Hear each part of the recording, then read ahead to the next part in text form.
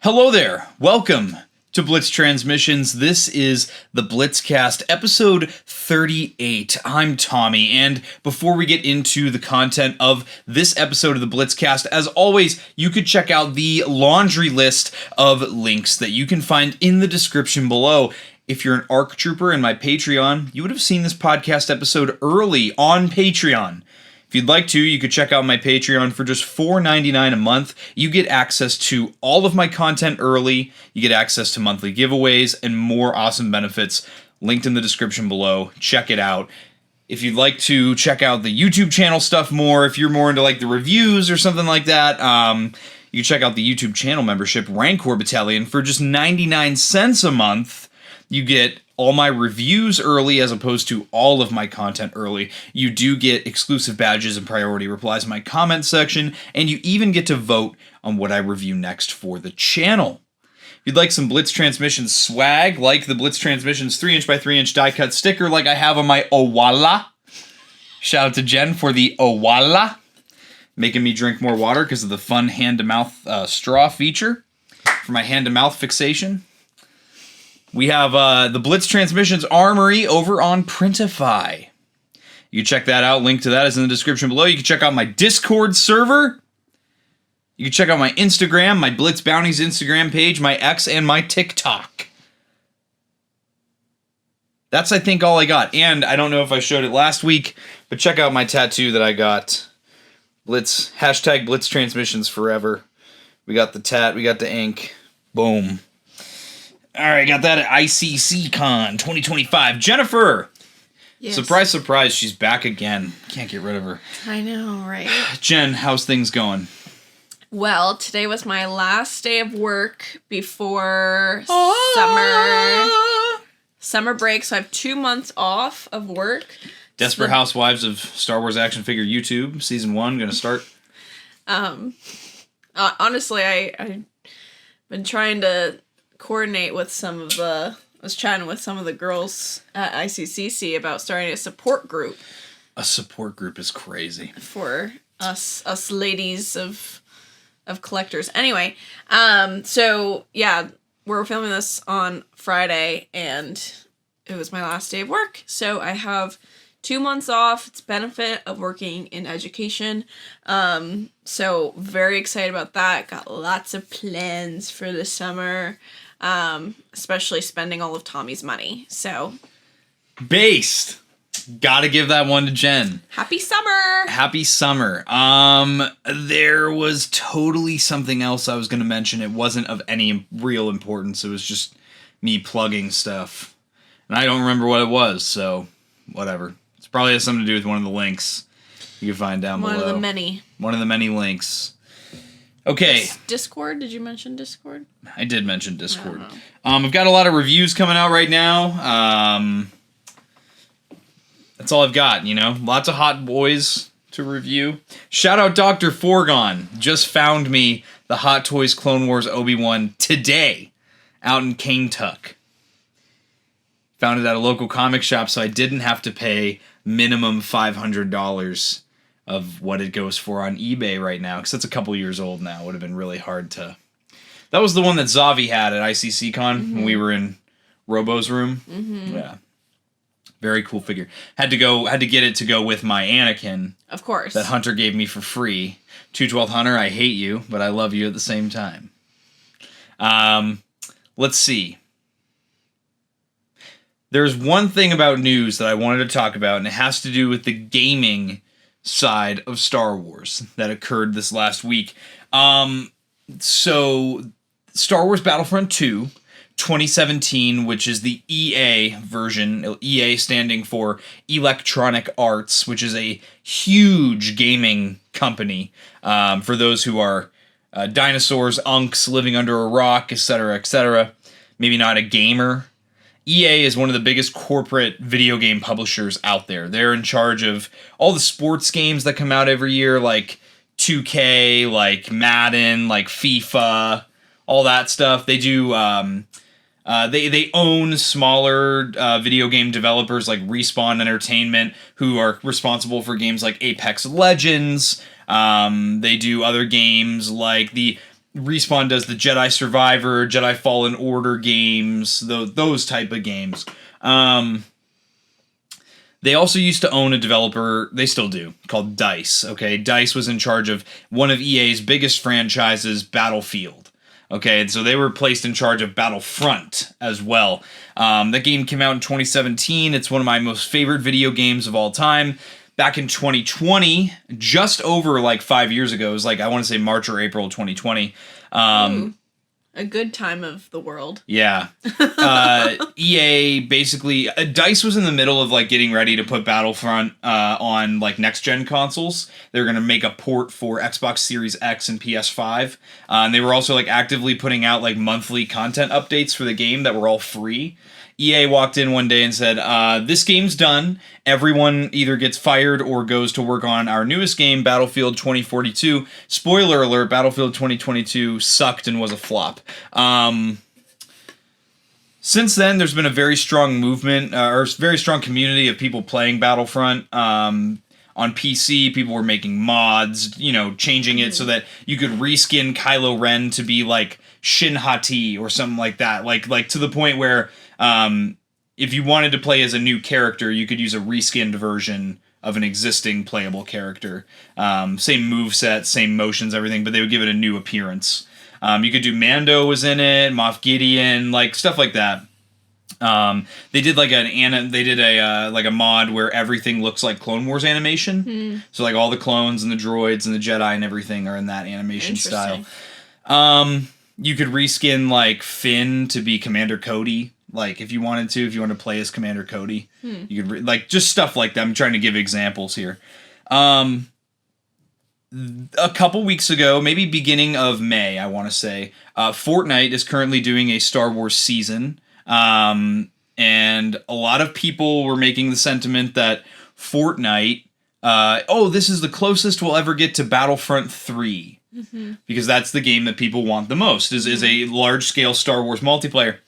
In the Battlefront subreddit, that kind of irked people. It's like, no, Fortnite with Star Wars skins is not Battlefront 3.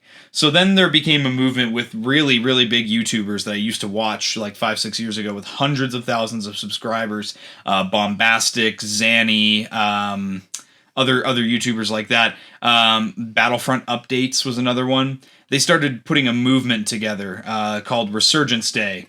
Memorial Day weekend, the plan was to get as many people to play Battlefront 2 across PlayStation, Xbox, and PC as possible to send a message to EA that they want, that the community is there and they will make money if they make Battlefront 3.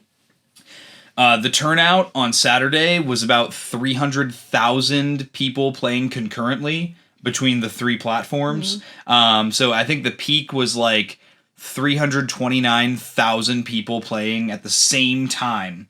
So many people played on PC that the servers actually crashed on Saturday night going into Sunday because the servers couldn't keep up with how many people were logging in. Sales for the game skyrocketed. I believe it was I forget which platform, but it rose to the 67th most purchased game of the week I think it was on PC, on Steam, which is ridiculous. Like an 8-year-old game being in the top 100 most purchased games for the week, absolutely absurd. After the end of Memorial Day weekend, over 1 million individual people either logged on for the first time or booted up Battlefront over the course of that weekend.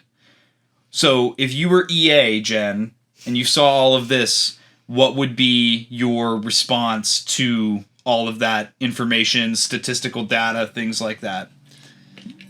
I would, at least say that, like, acknowledge it and say that, maybe something's coming for you as, like, even if nothing does come, as, like, a smart thing to do.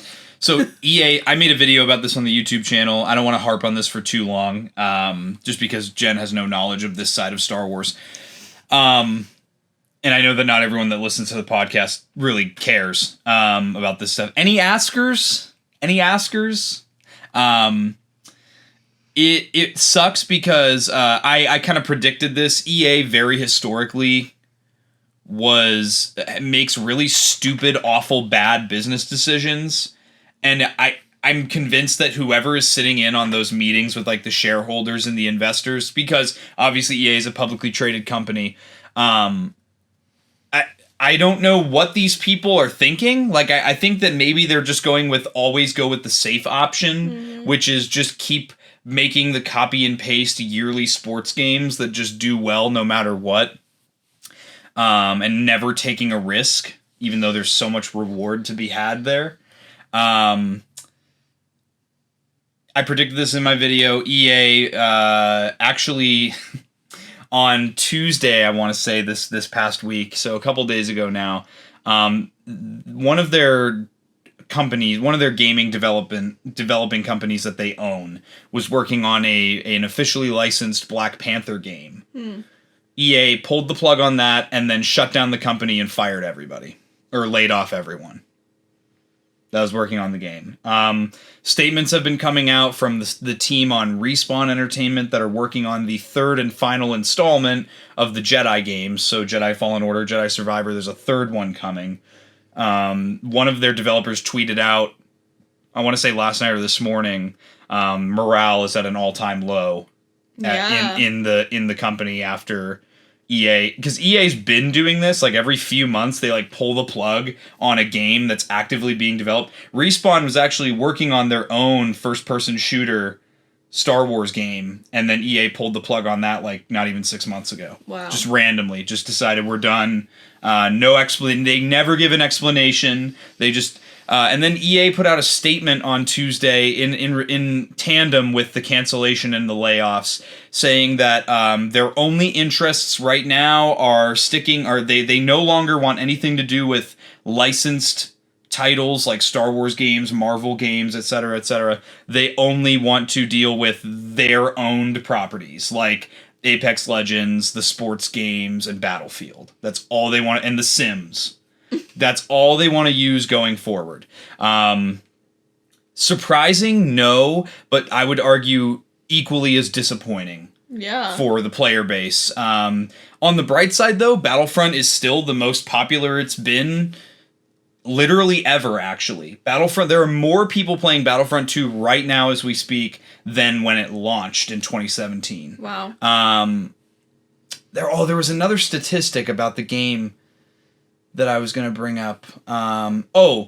This is another example of just how stupid EA is historically. In 2020, when they pulled the plug on Battlefront 2 being actively like updated with content updates, there were... In December is like when the new Call of Duty game comes out, like November, December. I remember whatever Call of Duty title came out that week in like late November, early December, the same amount of people playing the brand new Call of Duty game were playing the at that time 3-year-old Battlefront game.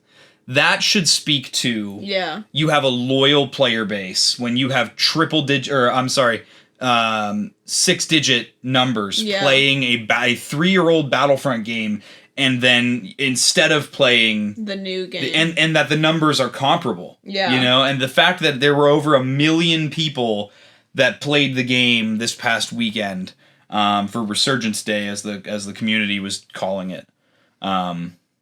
It's very sad, very frustrating. That's really all I have to say on it right now. I saw this coming because I've been playing Battlefront since day one. I've always known how stupid EA can be. And even if they were going to make a new game, it was going to take like minimum 2 years. The silver lining here is that Lucasfilm owns the name Battlefront. EA was just using it for the title of the game. So like Lucasfilm still owns the rights to everything. Yeah. So at this point, it's like if EA says they don't want anything to do with it, the rest of the gaming industry has a huge cash cow. Yeah. But then again, too, there's also the aspect of every time Disney and Lucasfilm renew the license with these companies, they jack up the cost on the licensing fee like hundreds of millions of dollars in some cases. That's not how you build relationships with companies. I don't understand why. I think it's because they know it's like a monopoly exclusive license. It sucks, but it is what it is. So maybe another company will come in and say, hey, we'll do Battlefront 3. Yeah. Or we'll do our own Battlefront series. So only time will tell. Very interesting. Very sad. So we have a fun activity this week on that somber note. This is something that Jen's been wanting to do on the pod for some time now. Jennifer? Yes. We are ranking our Star Wars movies and shows out of everything in the canon timeline. Out of the movies and the shows, we're going to be ranking them. We're going to be starting with our lowest ones, and we're going to be going up and up the ladder. There are 14 shows for us to go through and 12 movies for us to go through here. Now that Jen has also seen all of the canon timeline on screen. And if you were on the Discord, you would already see my ranking. You'd already seen Jen's ranking. This is, for me at least, based purely on my enjoyment, what I would choose to put on. That was kind of how what would I choose to watch again? How much did I enjoy it the first or second or however many times through? I feel like mine is a little bit of that. Like, do I have the rewatchability for the show, to use Commander Bly, his term? The rewatchability. But also I take into account, like, can I watch this on my own, and can I watch it on its own and it's still a good movie or show without needing like a million things of context? Yeah. Because there are some things on the ranking where, like, I would have to ask you a bunch of questions, or right. Things like that, where if you have all the nostalgia with it, it's really good, or if you have all the context with it, it's really good, but without it, it falls flat, and I feel like that's not the best sign of like good writing. Agreed. So that, I think that takes into account a lot of my rankings, but I also, like, I don't know, I probably will start to go through this and I'm like, wait, I don't know, I kind of like this one more. So, subject to change. Yeah. Mine is almost purely based on enjoyment and, like, how likely would I be to put it on either in the background or, like, to sit down and watch. In no way are these rankings definitive. If you want to have negative opinions about our rankings, I don't care. But please drop your hate comment in the comment section, because it boosts the video in the algorithm. Yeah. And we don't pay for views here on Blitz Transmissions, so I don't need to pay for views to get higher numbers. Also, an important note is that all of my rankings don't really have any nostalgia value to it, because I didn't grow up watching these movies yes, in a religious manner where, like, where I would know anything that would carry over into my adulthood. I watched all of these within the past 3 years. Yeah. So that's also to note. Meanwhile, Tommy is coming through with a lot more nostalgia than I am. Way more nostalgia.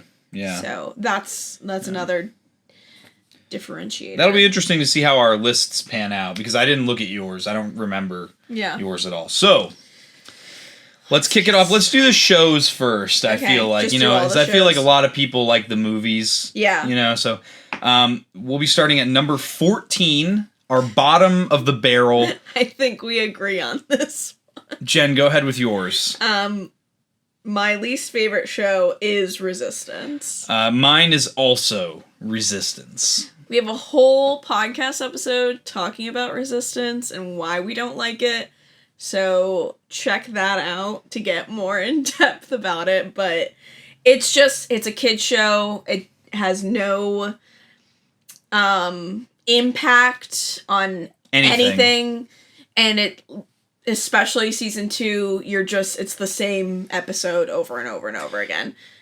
Yeah, I have nothing to add. This show is the only thing out of everything here that there's not even like a single episode or scene that I would go out of my way to find to rewatch. Yeah, definitely not. Nothing. This show gives me nothing. Most of the characters were annoying. Most of your main cast was annoying. Yeah. Never got better as the show went on. And like honestly, I feel like even as a kid, I probably would have found the characters annoying. As a kid, I wouldn't have cared for this show. No, yeah. Absolutely not. But check out if you're a Resistance stan, or if you don't want to be bothered watching it, but you want to kind of know what's happens, going on. Check out our podcast episode where I think it's called We Watched Resistance. I think it's what it's called. Yeah. Oh, Frog Lady! Mommy. That's me for real. Yeah. Anyways, guys. All right. Number 13 for the show ranking, Jen has Tales of the Empire. I also have Tales of the Empire. So 12. this is so far we're tit for tat right now. I mean, something to note here though is like these last 3 on my show list we watched either together for the first time together. Yeah. Or with Resistance you like had barely watched it. I'd seen it once. So, we were kind of in it together with these rankings. So. Yeah. Tales of the Empire, just like it's a show. Like it's not bad, but it offers nothing. It's disappointing for me. It offers nothing I would want to rewatch. And when half of the 6-episode series was a disappointment, especially I was very disappointed with how Barriss Offee's story concluded. Yeah. It was something that, as a Clone Wars kid, I've been wondering for over 10 years what happened to Barriss Offee after she was put in jail in the Clone Wars. You wonder what happened. She bombed the Jedi Temple and blamed Ahsoka. That is so dastardly, and then all of a sudden she's just, I'm a good guy. I was never bad to begin with. You were willing to turn in your best friend in the Jedi Order. Yeah. To prove a point? Now all of a sudden you care about everyone. No, I don't buy it, I definitely wish that there was more conversation of, if you wanted to give her a redemption arc, then make her, commit to being bad at the start, because that was what was disappointing. Yeah. Was she immediately was regretting it. And she never was fully all in on the dark side. And it's she definitely was in the Clone Wars. Yeah. And it wasn't consistent with what we saw. Or she literally tried to kill Anakin at the end of that. She uses Asajj Ventress's dual red lightsabers to try to kill Anakin in the Jedi Temple. Anyways. And I don't think Morgan Elsbeth's story, it was there were some cool moments, but it wasn't, I don't know, it didn't stand out to me. Yeah, like I said in the beginning, it just offered me nothing. Yeah. It was, it was fine. But especially, with Ahsoka coming out, it was timely, I guess, but it was, I just didn't care. Ultimately, I just didn't care. Yep. Anything else you want to add with that? No. Okay, number 12. For our show ranking. I have the Acolyte. I also have the Acolyte. The Wokealite, the Shitalite, the Jokealite, the Crapalite. And we probably have a few podcast episodes about. That was one of my first videos on the channel was me talking about my frustrations with this show. Yeah. And it's funny because even though there's a lot in the show, basically for me, after episode 5, the whole show went downhill. But up until that point, there's a lot. I was kind of vibing with it. There's a lot that I could enjoy, and especially the fight scenes. That's what this show has that the other 2 we already listed don't. Yeah. This show has awesome fight choreography. This show has really, really awesome lightsaber duels all the way through the show. The hand-to-hand combat is great. And the Stranger. The costumes were great. I gotta say, I really like the costumes in the show, too. So at least, as opposed to the other shows, that we already said, I have something to rewatch. Like, I have on multiple occasions pulled up episode 5 of The Acolyte and watched just those fight scenes on Kofar. Yeah. Where the stranger first gets revealed and just slaughters all the Jedi. Like, that is fun to watch, just as, like, you know, popcorn eating fun, you know? Never rewatched The Acolyte. But, I saw, and this was my critique from the start, was there was a lot of things that they were touching on that I thought could have been really cool. Yeah. And it just kind of fell flat. I think they were trying to do too much. And then also without the depth that Star Wars usually has. Like, there really wasn't that, like, overarching lesson or plot or something that's going to ground it. And it just felt like we were right here and we were touching the surface of a lot of interesting stories that just didn't get told. Yeah, I think my analogy for this show has always been like, it's like almost like a kiddie pool. All the water is ankle deep and we never have the opportunity to really dive deeper into anything. Yeah. It's just, and I will say, like, that show is riddled with production issues and, like, especially, like, the actors knowing before season 1 even aired that season 2 got canceled. Yeah. That is very frustrating because clearly in the writing, the proof is in the pudding. Yeah. They literally, like, you can tell they were expecting a second season. Yeah. And it's just never going to happen. But it's just, I didn't feel connected to any of the characters. Like, nope. It just... None of them. Not a one. It's... As we go through this list, you'll see, like, I really attach myself to, like, the very character-driven, like, the writing is good. Yeah, like, those shows is what I connect to. I don't really, like, Tommy likes the action scenes, and I don't really care for those, so that's where I really pull from those, like, very in-depth, character-driven stories. Absolutely. And it just is unfortunate because Acolyte didn't take the time to put into these characters, even though it seemed like a very character-driven show. Like, the concepts were all about these sisters, but I didn't really care for either of them. No, I never cared. So, that's my biggest critique, but also I feel like we have some type of video about the Acolyte. We've talked about it. Yeah, We've definitely talked about it. Check that out. Yeah, number 11 for our show ranking. I have the Book of Boba Fett. Ooh, I have Obi-Wan Kenobi. Oh, interesting. Why do you have the Book of Boba Fett? I really liked all the Tusken Raider stories. I just really didn't care about the town, like, story at all. That stuff sucks. I did, so I liked one half of the Book of Boba Fett. I thought his story about getting out of the Sarlacc, right? I'm saying Sarlacc, yep.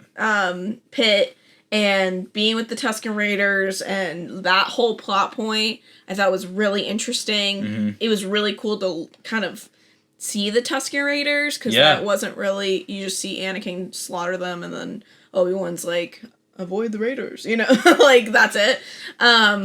So I thought that was a really cool storyline. I just didn't care for the second half of the Book of Boba Fett where he's saving the town, then there's the motorcycle gang, and then I just like didn't care and I didn't like it.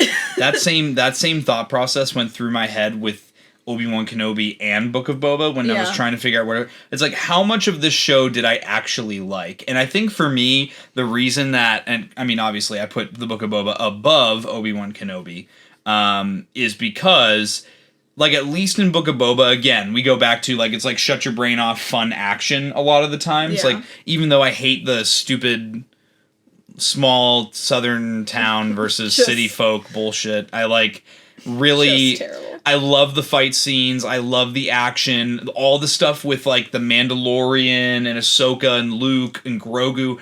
All that stuff is great. I love Boba's backstory. Mm-hmm. Whereas with Obi-Wan, it's like, just the Obi-Wan and Vader stuff and the Leia stuff was what I liked. I don't care about Reva. I didn't care about the Inquisitors. Like, everything else was just meh. Mm-hmm. I didn't care. All the stuff that Obi-Wan, Leia, and Vader were in was what I liked. And I feel like there was more for me to enjoy in Book of Boba, whether it had depth or not, versus Obi-Wan Kenobi. That being said, those moments in Obi-Wan Kenobi hit so hard, it's just that there's less for me to enjoy than there is with Book of Boba. So that's fair. Yeah. What is yours? So now we're at 10, right? This is the number 10 ranking spot. Yours is Tales of the Underworld. Ooh, I have the Book of Boba Fett. There. So you basically, I kind of touched on it already. So like for me, it's like the reason I have Book of Boba there is because of everything I just explained. So I have nothing to add on my ranking. So with Tales of the Underworld, oh my god, I'm dropping everything.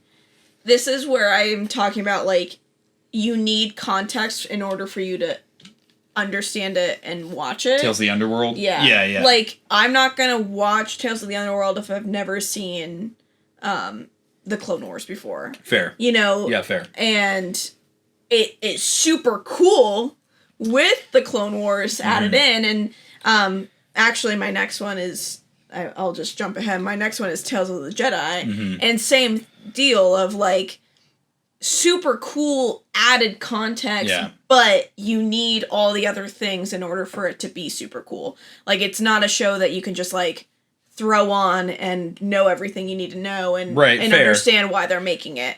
So that's my reasoning, is because you need all that extra stuff. Either the Clone Wars or even with Tales of the Jedi, like, you would want to watch the prequels at least to understand why we're following, you know, Dooku and Qui-Gon and, you know, like, no, you're right, just any of that. So that's my reasoning. But I do think both of those shows, especially Tales of the Jedi and why it's above, add so much depth to those couple storylines. So. And I think it's really interesting to see. I think it's cool that we have different ways that we rank. Yeah. So it's kind of like me, it's pure enjoyment as a lifelong fan.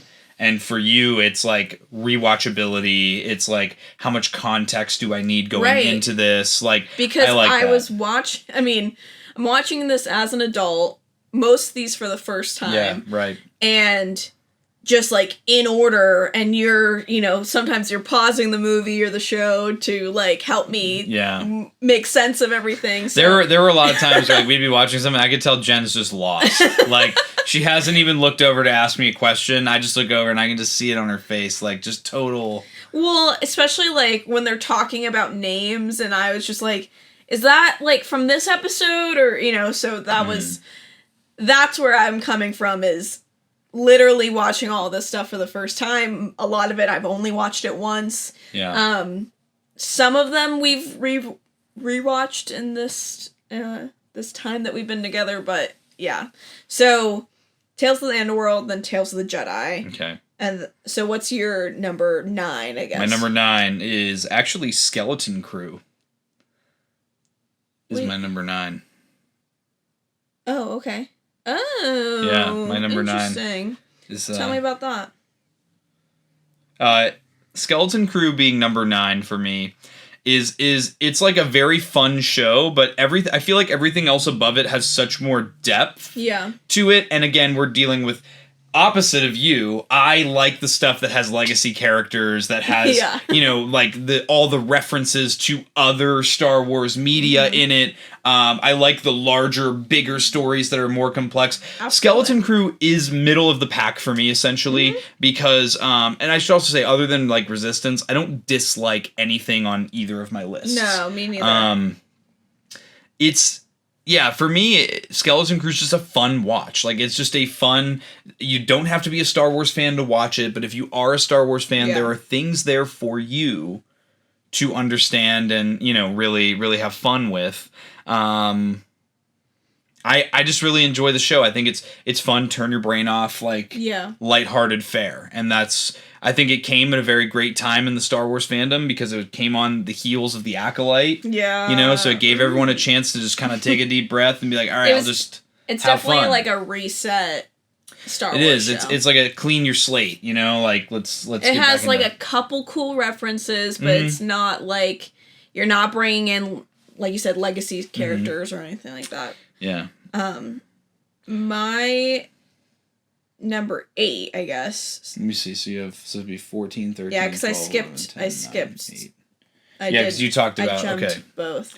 Yeah. So number 8 for me is Obi-Wan Kenobi. Wow. Wow. And that is I really enjoyed it. That's fine. Yeah. No, I know that's like sometimes it's a little bit of a controversial show, in people's ratings, but I'm not saying like I loved Reva's story or I loved the Inquisitors, but I think because of I absolutely love all the Leia scenes. Same. I think they do Obi-Wan's story really well, like his emotional state and his realizations. I think it's good acting from Ewan McGregor. Yeah. So that's where I'm coming from too. And I mean, you can't go wrong with some Darth Vader scenes. You can't. Like literally. And honestly, every Star Wars edit I see has the clip of Darth Vader saying, "You didn't kill Anakin Skywalker, I did." Yeah. Every single Star Wars Fair. edit. So I really enjoyed it. I honestly didn't dislike anything. Even the Reva stories, I liked the little background story with, seeing another glimpse of Order 66. I think every time they do that in the show, in The Mandalorian, like, I think it's really interesting. So I liked it. But it's also middle of the pack for me. So that's something to remember. It's definitely not in the in the top ones that I have, but it is in my top 10. So for me, my number 8 is Tales of the Underworld.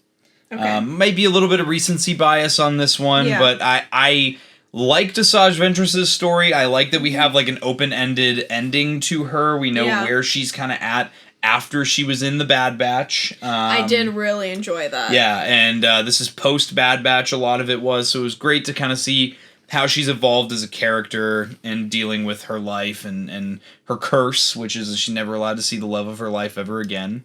But what carried this one, it's kind of funny, this one and my next pick are like the inverse of Tales of the Empire, because it's like Tales of the Empire gets brought down so much because of one of the character arcs. Yeah. This one, the Cad Bane one, for me, was amazing. Part of it is because of my background, and there were a lot of, like, I caught a lot in that storyline that, like, I can relate to in my personal life and in my work life. And it was just a really, really great storytelling and a great origin story for Cad Bane. Yeah. Like, I didn't want them to make Cad Bane the tragic villain. Yeah. Because we have so many of those in Star Wars. I like a dude that's just a bad guy. Like, he's just a bad dude. And, like a very old-timey Western villain. And I love that.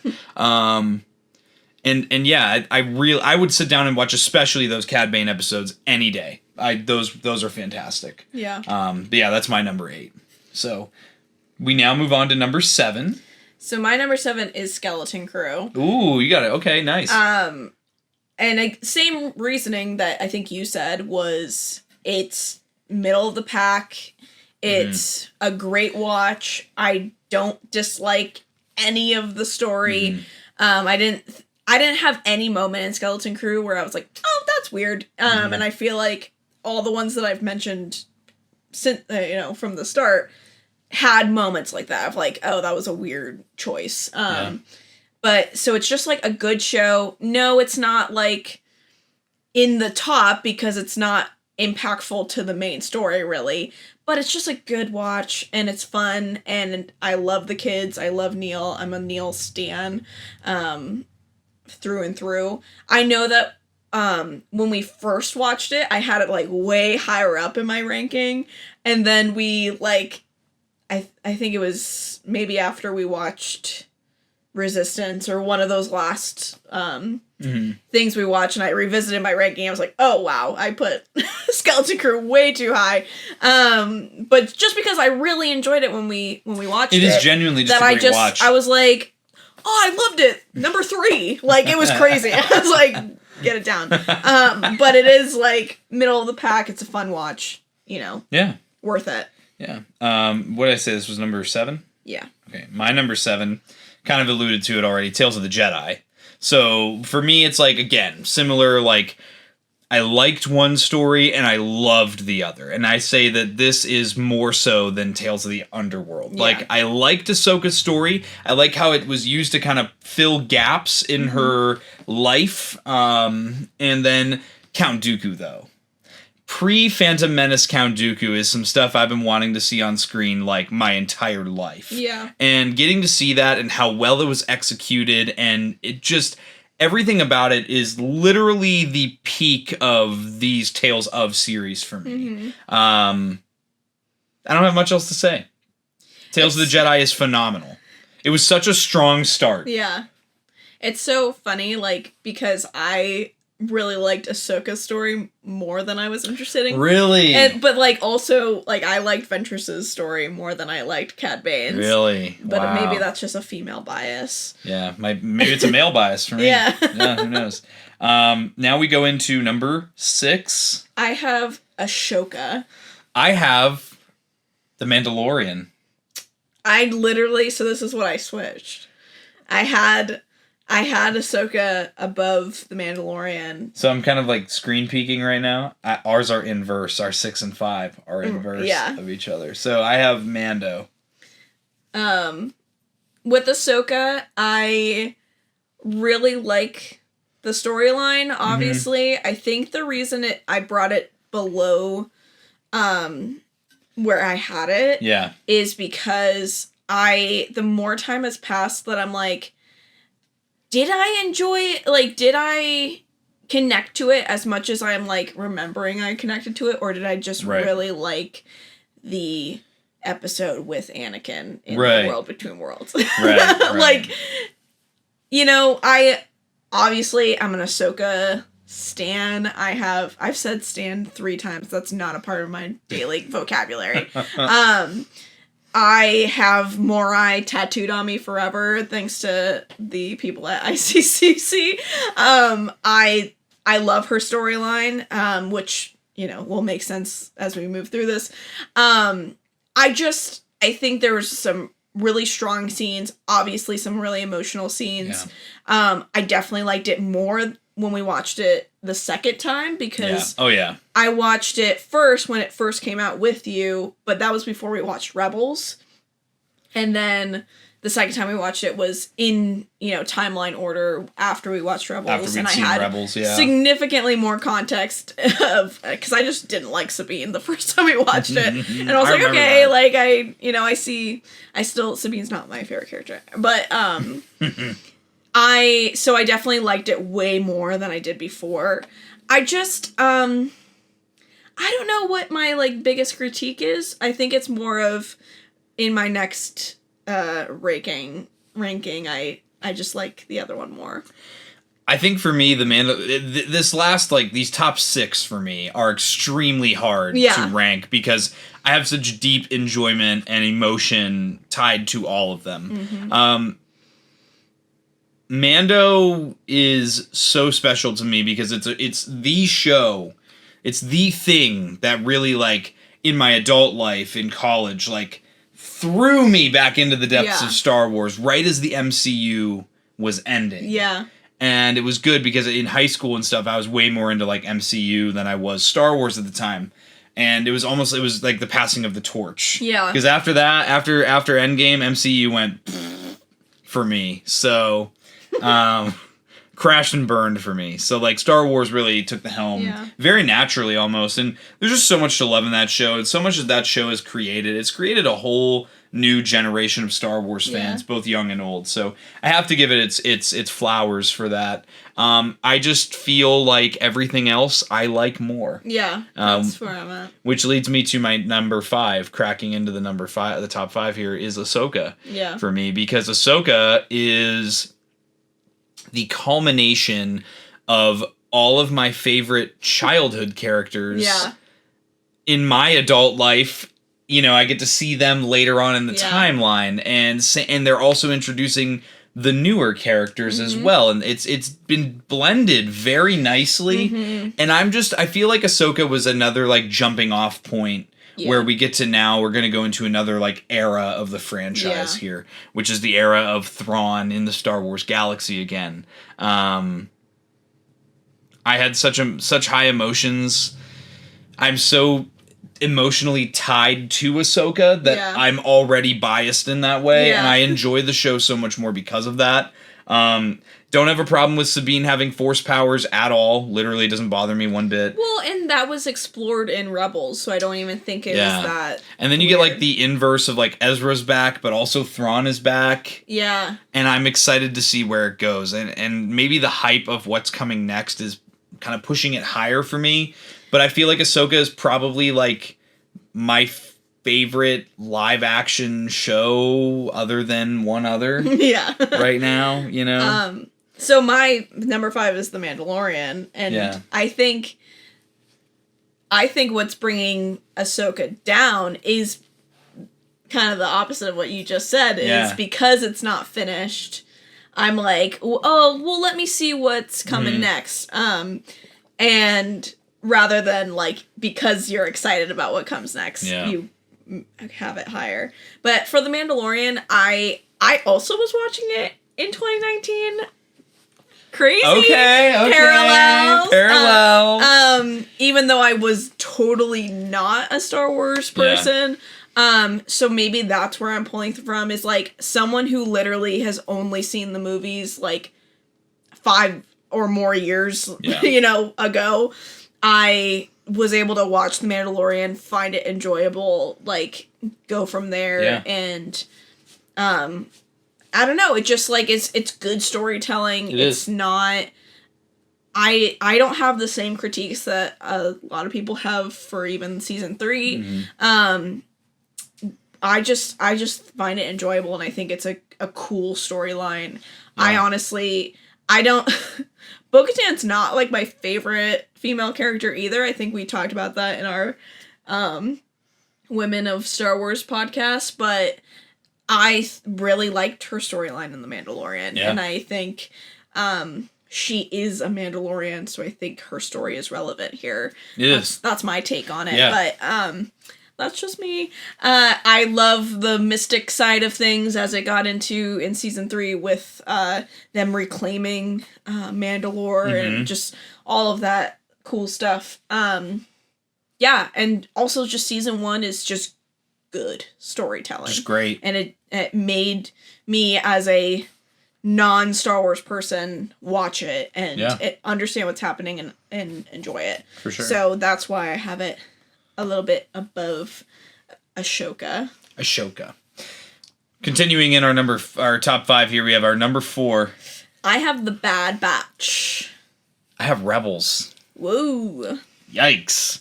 Rebels took a dip for me in this ranking I made today. You have explain why you have The Bad Batch and I'll explain why I have Rebels. Okay, so The Bad Batch, I love The Bad Batch. I cried when Tech died. I have an emotional connection to this family of clones. I did not think I would enjoy Omega. I think I've talked about this before. Did not think I would like her. I am usually just like iffy on kid characters because usually they're written really poorly. I love Omega. She is such a cornerstone character in that show. It just is I love the found family story. I'm getting ahead of myself. But, so I just love the Bad Batch, whatever I'm talking about. It just, I think because if you don't really if you didn't watch the Clone Wars, you probably aren't going to have that much of a connection to The Bad Batch, or at least not as much. But it's still great storytelling, even if you haven't watched the Clone Wars. It just adds to those emotions if you have. Yeah. So that's where I kind of, my give and take is like, it made it so much more impactful watching it right after watching the Clone Wars. Absolutely. Yeah. For me, The Bad Batch, or The Bad Batch. Rebels is at number 4 because it literally just comes down to I enjoy my top 3 more than I do Rebels. Like, Rebels is an amazing show. It's one of my all-time favorites. It brought one of my all-time favorite characters into the canon timeline, Grand Admiral Thrawn. There's so much to love. It, again, found family. It's amazing. Maybe I like the era of the stuff I have higher more. Yeah. I'm more of a prequel era guy than I am an OT era. Literally though, I don't really have anything to give against Rebels. I just like the other stuff more. Yeah. So that's why that's my number 4. Yeah, that's fair. Now we're gonna get into the top 3. Jen, what's your number 3? Andor. Also Andor. Peak Door, number 3. How could you not? I mean, it's just... It's amazing. Beautiful storytelling. It's so well done. They... Even, like, season 1 with a smaller production size than season 2, it's just so good. Like, you can just... It fills you with emotion, even if you don't know the characters, which I think is very unique compared to all these other shows that we just talked about. If you don't know them, you weren't really feeling it when they died.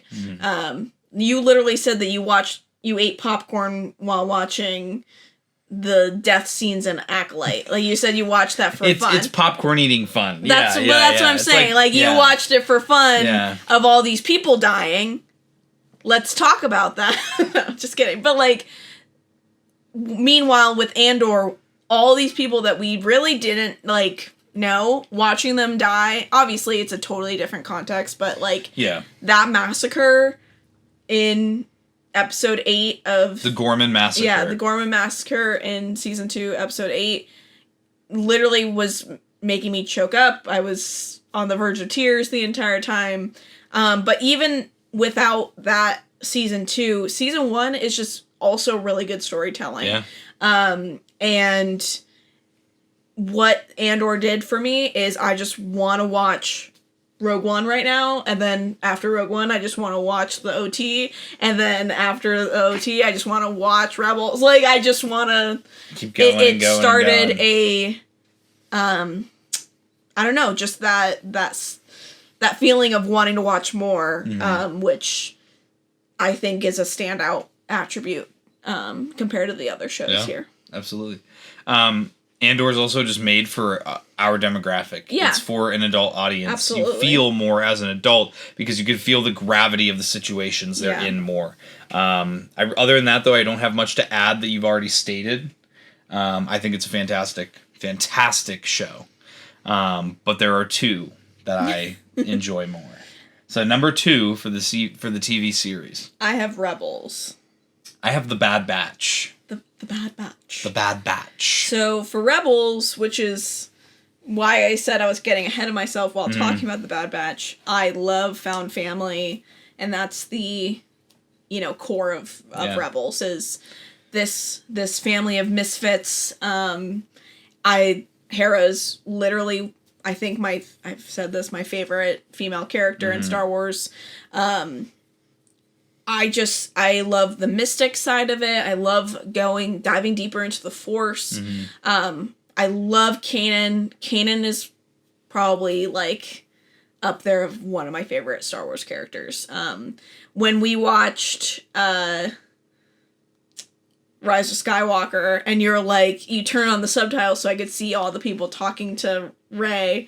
Literally, no one else made me choke up or gasp besides Kanan. And I literally was almost brought to tears because I just heard Freddie Prinze Jr.'s voice. Yeah, and I was like, oh, my Shayla. My Shayla. Like, I just felt... I'm an emotional person. I just felt very emotionally connected to Rebels. We ended up buying the... Rebels art book. We did, yeah. Like coffee table book. And that was super interesting. I didn't love the animation style going from Clone Wars to Rebels, but as we watched it, I came to appreciate that art style a bit more. Mm-hmm. No, I just think it's just a beautiful story, and why I felt better about Ahsoka after watching Rebels, because I was way more connected to Ezra and Sabine and Hera. Yeah. For me, the Bad Batch is so important to me because the Bad Batch gives me closure on things that were left as loose ends with my number one pick. Yeah. And as a kid that grew up with a lot of characters and really, I'm a cloner. That's my identity. I've always had just such a deep connection to the clone troopers, and I've always thought it was so sad, not knowing what happens to the clones after Episode 3, after Order 66. Yeah. This show doing that and giving me the found family of the Bad Batch, while also, I guess not found family, the family of the Bad Batch. Yeah. And also just giving me, like, the tragedy of the clone troopers throughout the show and the struggles they continue to face even after the war. It's just so striking to me, and I have such an innate connection to the clone troopers as a Clone Wars kid that you just feel everything so much more deeply. So it's very important to me personally, the Bad Batch show is. And I feel like a lot of Clone Trooper fans will feel the same way. If you're like obsessed with the Clone Troopers like I am, then the Bad Batch holds a special place in your heart for that reason. So for me, it that one has to be number 2. Yeah. It's just that important to me. Well, and you watched Clone Wars when it came out, and then you didn't get that closure. Exactly. For, 10 years? 10 years. Yeah. We didn't even get Season 7 for 10 years. That's a difference there, too, of, like, I literally watched it one after the other, so there was that difference, too. Which leads us to our number 1. Which I think we have a shared number 1. The Clone Wars. The Clone Wars. The Clone Wars, obviously, nostalgia, bias, whatever. Mm-hmm. The Clone Wars is an anthology series that has literally something for everyone. Yep. Do you like the Force and the mysticism of Star Wars? Here you go. You get stuff like the Mortis arc. You get things like Yoda and Ahsoka taking the younglings to find their Kyber crystals. Yeah. If you like the Jedi and the Sith, you get stories about the Jedi and the Sith. If you like bounty hunters, you get that. If you like the war itself, you get the war in Star Wars. Umbara, Geonosis, so much other stuff there. You have silly, stupid arcs like 3BO and R2 getting lost and traveling all over the galaxy, having a fun adventure. You get Colonel Meeber Gascon leading a squad of incognito astromech droids, meeting a clone commando who has amnesia. Like, just, you have witches, you have aliens, you have everything that you could possibly, you have espionage, you have politics. Anything you could ever want is in the Clone Wars. And that is why I feel like, and again, like Ahsoka, a blending of legacy characters with new characters in such a seamless way. What this show did for me as a Star Wars fan, it literally molded me into the person I am today because I grew up with that show. Yeah.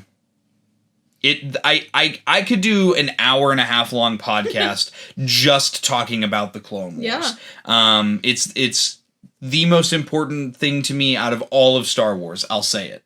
To me, the Clone Wars series, if I had to delete everything else, I would keep just the Clone Wars. That's how important that show is to me. And obviously, again, I kind of talked about it with the Bad Batch, with the Clone Troopers. What the Clone Troopers did for me as a kid, whether it was the toys, the video games, the show itself, that's my biggest thing now, So the mascot of this channel is because of the Clone Wars. True that. So I feel like for me, watching it as an adult, I went into it knowing that it was for kids, and you warned me that the first season or 2 are very, kid focused, but I really appreciated it because when do we get just a 6 season and then a 7 season show that is has a overlying plot that means something and is impactful, that brings character development, has all the things that you just talked about, and is consistent. Like for years, for 7 seasons, it's a consistent story without like those weird, plot holes that like are, maybe there's some plot holes and people will correct me, but like it has consistent story development, has consistent character development. You don't see that now, especially as a kid show, like a show that grows up with the kid and is consistent across all seasons and even lasts more than 3 seasons. I think it's just so unique, and maybe I honestly got a little bit of a nostalgia just from watching a show like that from the early 2000s because it's been so long. But I obviously connect more with the character developments, with like seeing the little hints at what's to come. Like we know what's coming. And honestly, that's what made me love the Clone Wars more because first of all, it added context between Attack of the Clones and Revenge of the Sith, which I hadn't had before when I watched those movies for the first time. But it also just like made me like Anakin and made me like the clones. It made me, which made watching Revenge of the Sith so much more impactful. Where I like literally watching the last 3 episodes of the Clone Wars season 7, there's a puddle of tears on your shoulder. Like, just so good at, hitting you right where it hurts. Because they make you like these characters that really didn't get as much context in the movies. And then you realize after every good episode of Anakin, like, oh wait, I know what's coming. Or like every good episode of the clones, or, that just like make you have a feel good feeling, and then you remember what's to come. I just think that's so, honestly, it's so unique. That's why it's number 1. You don't see that now. You really didn't see it back then either, especially for an animated kids show. Yeah. And that's what we have for our show ranking. Jen, do you want to do all the movies as well, or do you want to do that next week? What do you think? It's up to you. Do you want an extra long podcast episode? That's up to you. We can break this in half, and we could do the movies next week, or we could just keep on trucking through and do like an extra long podcast episode. It's completely up to you. Why is it up to me? This is your show. You know what? We're going to make you guys wait. We're going to do our Star Wars movies ranked next week. And we're going to do the shows this week. So that was our Star Wars TV show series ranking. Let us know what you guys have. If you have a ranking, make sure to let me know in the comments. If you're watching on Spotify or YouTube, you can comment and let me know what your ranking is. I'd like to see how we differ. Let me know why. Maybe if you just want to share your favorite one or your least favorite one, put it in the comments, say why. And if you disagree, we don't care. Sorry. Oops. Come back next week. We'll be doing the show. We'll be doing the movies next week. All 12 of the Star Wars movies. I feel like that's going to be more of a discussion. It is, yeah. Don't look at mine. with that, guys, I hope you enjoyed this podcast. Check all the links in the description below. We'll catch you for the next one. I have really nothing else to say. And may the Force be with you. Breaking off. All units, fire at will. 1, 2, pick your targets. Too many, Captain. Watch your stabilizer, Gold 6. Anybody cover me. I got 2 vultures on my tail. I've got to hold them here. Watch your left. I can't shake them. I'm hit.